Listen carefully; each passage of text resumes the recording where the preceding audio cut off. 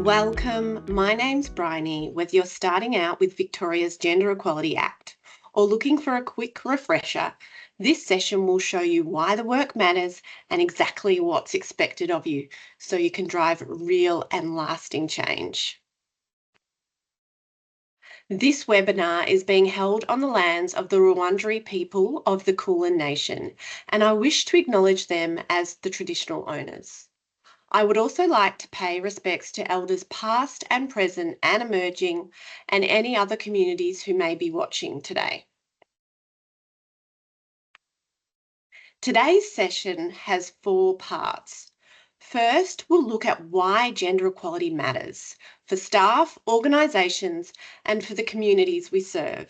Second, we'll run through what the Gender Equality Act actually requires.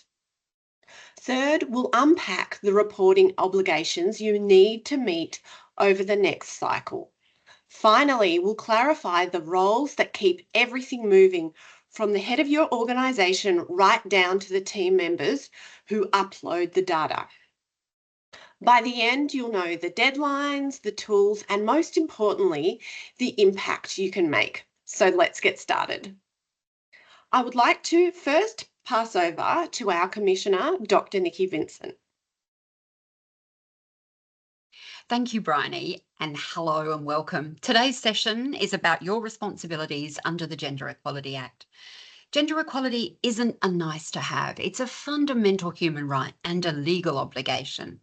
The Act is a powerful tool that drives real accountability.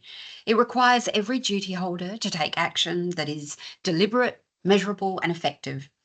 This is more than compliance. It's about creating fair, inclusive, and safe workplaces where everyone can thrive. The work can be challenging, especially for under-resourced teams, but it matters and it makes a difference. Thank you, Nikki.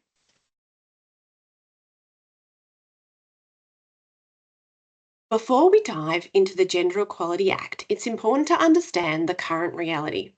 Worldwide, women often outperform men in education, yet men still take home 39% more pay.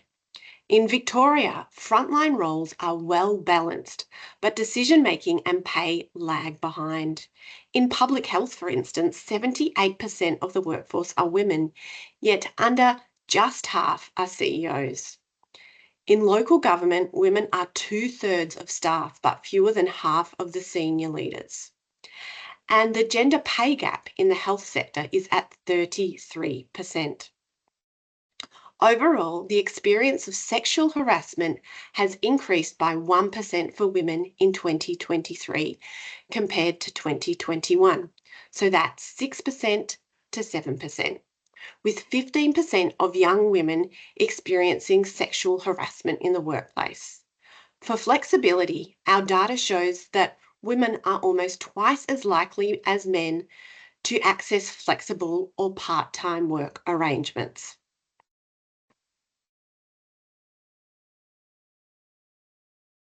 So, why does gender equality matter, and in this instance, in the workplace? When pay, promotion and culture are fair, staff engagement rises, absenteeism falls, and sexual harassment rates drop. Respectful teams collaborate better and innovate faster. Everyone feels safe to contribute. Pay equity and shared caring mean more stable household incomes and stronger retirement savings and less stress at home. Flexible policies for all let men and women balance work and family without career penalties. And a workforce that reflects Victoria's diversity designs services that work for everyone. Diverse leadership improves policy insight, boosts public trust, and delivers better outcomes for the communities we serve. These benefits are exactly why Victoria legislated the Gender Equality Act, to turn fairness into standard practice and unlock healthier workplaces, fairer conditions, and public services for all. About the Gender Equality Act. Enacted in 2021, the Gender Equality Act is the first of its kind in Australia. The Commissioner and the staff in her office make up the Commission for Gender Equality in the Public Sector. Commission staff support the Commissioner to oversee the Act and to promote gender equality in the public sector, workforce, and in the wider Victorian community. And it focuses on three key pillars: intersectionality, recognising that gender equality often intersects with other forms of disadvantage or discrimination like ageism or ableism or racism, which can amplify a person's experience of gender inequality. Transparency. Duty holders must publish data like pay gaps, which fosters accountability. And lastly, systemic change. This work is not a quick fix, nor is this law. It drives ongoing reforms in policies, workplace culture, and service delivery. Now, let's watch this short video that really unpacks intersectionality, as it can be a new concept for many. The Commission for Gender Equality in the Public Sector presents What is Intersectionality? Intersectionality helps us understand how different forms of discrimination, like sexism, ableism, racism, ageism, and queerphobia, can overlap and interact, creating unique forms of inequality that shape people's everyday experiences. Intersecting forms of discrimination arise when systems treat people unfairly based on factors like age, ethnicity, gender, disability, or sexual orientation. When forms of discrimination intersect, they can intensify. This can lead to social isolation and exclusion, blockers to career progression, and barriers to accessing essential healthcare and support. Intersectionality shifts the focus away from individuals and instead points to the systems and structures that create and sustain inequality. By recognizing and responding to the complexity of people's lived experiences, we can move beyond one-size-fits-all approaches. And in doing so, we help build fairer, more inclusive workplaces for all, where everyone is safe, respected, and can participate equally.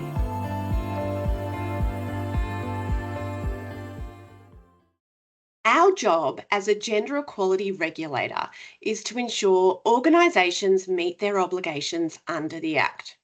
So what do? We educate and guide. We publish guidance and templates and provide education and training so every duty holder knows exactly what to do and why it matters. We also promote best practice. We conduct compliance checks and remedy. We compliance check every gender equality action plan, workplace audit, and progress report. We use informal methods to remedy non-compliance by working with duty holders. Using a risk lens, we focus extra attention on organisations or sectors where the risk of gender-based harms is highest. Results are summarised publicly so leaders stay accountable. And we enforce if required. When duty holders ignore non-compliance warnings, we escalate compliance notices, public naming, and even referring to VCAT. Enforcement is always proportionate, but the tools are there to keep everyone honest. So, in short, we guide first, we check a lot, we enforce when needed, so gender equality keeps moving from paperwork to real-world action. So, our Commissioner, Dr. Nikki Vincent, is the first public sector Gender Equality Commissioner. Her role is to promote gender equality and uphold the objectives of the Gender Equality Act. She provides guidance to all duty holders, driving compliance and helping them meet their legal duties and make real progress on gender equality. When a systemic workplace dispute arises, the Commissioner can intervene and help resolve them. To ensure transparency, her office publishes every organisation's Gender Equality Action Plan and Progress Report, allowing staff and the public to see both improvements and areas that still need attention. Reporting obligations. The legislation requires over 300 duty holders, including government departments, local councils, and universities, to lead by example for a more equal Victoria. So we have 4 core obligations that form a continuous cycle. So the workplace gender audit, so this you capture data on the 7 gender equality indicators. We've got the gender equality action plans to set measurable goals, the gender impact assessment to assess programs, policies or services that have a direct and significant impact on the community, and public progress reports, which are required to be published every 2 years. Duty holders are also required as an obligation to promote gender equality.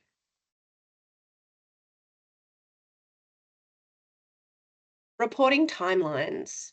You're required to submit an audit every 2 years with the upcoming deadline set for the 1st of December 2025. For most duty holders, your audit will cover data from the previous financial year. The audit data shows where inequality exists in your organisation. This then informs your Gender Equality Action Plan and Progress Report. Your next Gender Equality Action Plan is due on the 1st of May, and your Progress Report is also due then. Let's talk about the 7 gender equality indicators. These indicators are at the heart of the Gender Equality Act.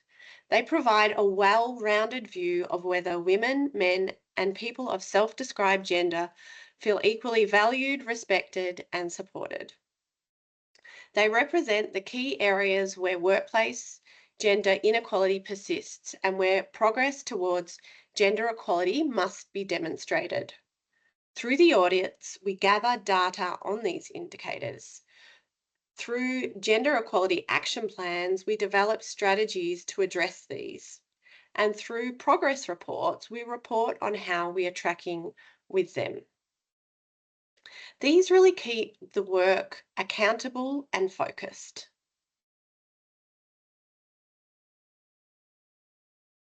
Audits.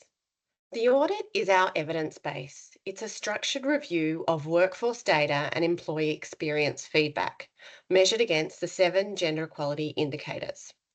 There are 2 types of data you need for your audit. Workforce data. This is gathered from internal data collection systems, for example, human resources or payroll data. Then there's also employee experience data. This is based on the Employee Experience Survey, such as the People Matters survey. This data helps you better understand gender inequality in your organisation. Think of the audit as a health check for gender equality. It tells us where the gaps are, how big they are, and who they affect. Because if we don't measure, we guess. And the audit turns opinion into facts so that our gender equality action plan targets the right issues, whether it's a pay gap in allied health or a promotion bottleneck in IT. Your organisation can then make informed decisions about what actions to take to reduce gender inequality. And this informs your gender equality action plan and how you measure progress.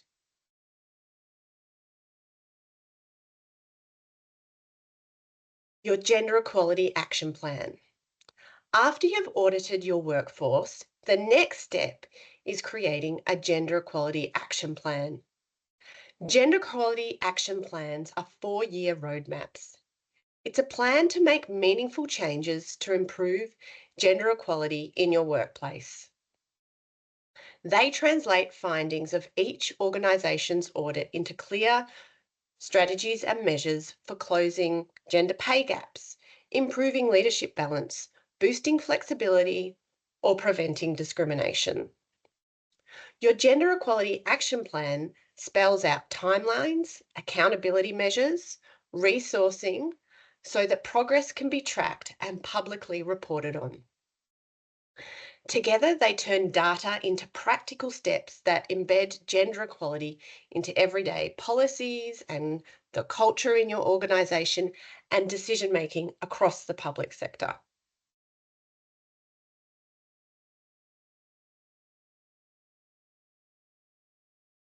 Gender impact assessments. These help your organisation see how its policies, programs, or services might impact different people in different ways. If an organisation doesn't think about how its work affects different people, it actually might unintentionally create or reinforce inequalities.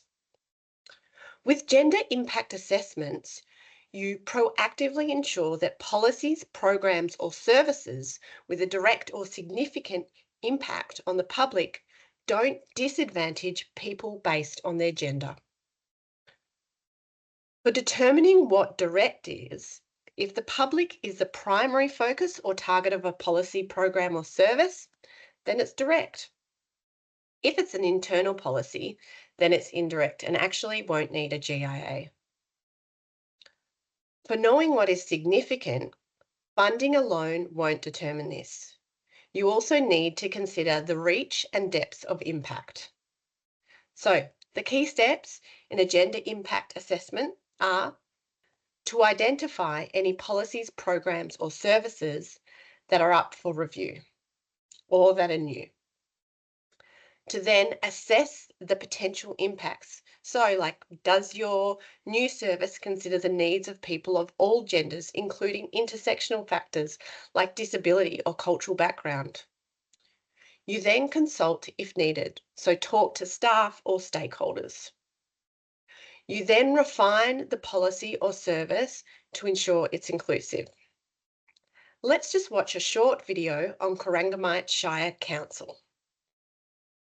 We did a gender impact assessment on our infringements policy because we had a feeling there was a gender bias there or a gender impact in that policy, but we didn't really know what it was or what it could be. What was surprising was that women were primarily animal owners and we were more likely to issue infringements for animal offences rather than other local laws offences. And that's mainly because women were undertaking the administrative tasks, or it fell to women to undertake the administrative tasks for families. And it wasn't necessarily their responsibility, but they ended up bearing the financial burden and the financial cost. The gender impact assessment for us really looked like talking to different members of our office staff, but also people out in the ground. We have a diverse workforce at Corangamite and it really assisted us in the process because we got people engaged. We asked them what it was that they knew about our infringement policy and animal registrations, and everyone loves their animals, but the diversity of opinion was really important. Our biggest advice would be you'd be surprised by what you actually find out. Don't make assumptions that this particular policy isn't appropriate.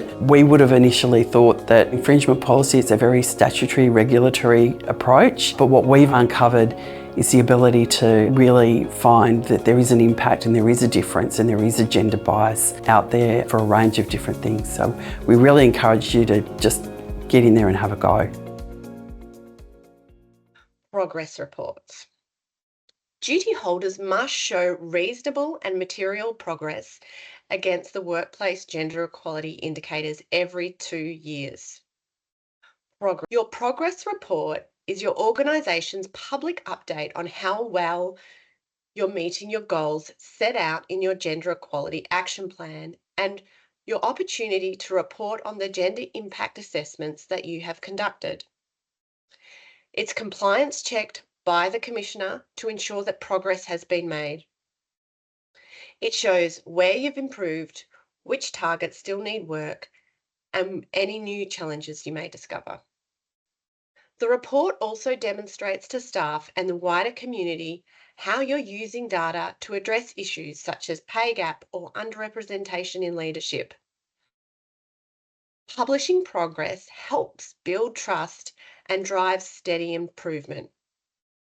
Leadership also stays focused on results. Staff see evidence of change, and the broader public gain confidence that these efforts are real and measurable. Your report must include data from your audit to report on the gender equality indicators, as well as a clear narrative on what work you've done, what's worked, and what needs more time.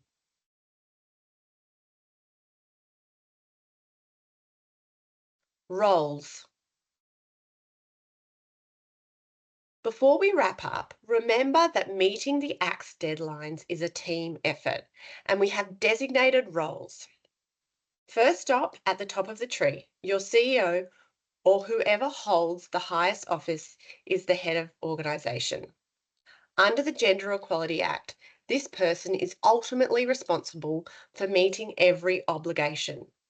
They must sign off on the workplace gender audit, the GEEP, and the progress report before anything is lodged. They also handpick one or more staff members to drive this work. Enter the reporting process owner. This staff member, the head of the organisation, delegates as the single point of contact for the Commission. The reporting process owner decides who in your organisation can log in to the reporting platform and what each person can do once they're there. The reporting process owner can log themselves in, upload data, and make updates. So think of them as the air traffic controller for all reporting activity. Finally, we have standard users. These are team members that the reporting process owner authorises. Standard users can submit the audit data, GEEP, and progress report. Replace any submissions if something needs correcting. View all obligations and the interactive ready-to-read reports on the platform.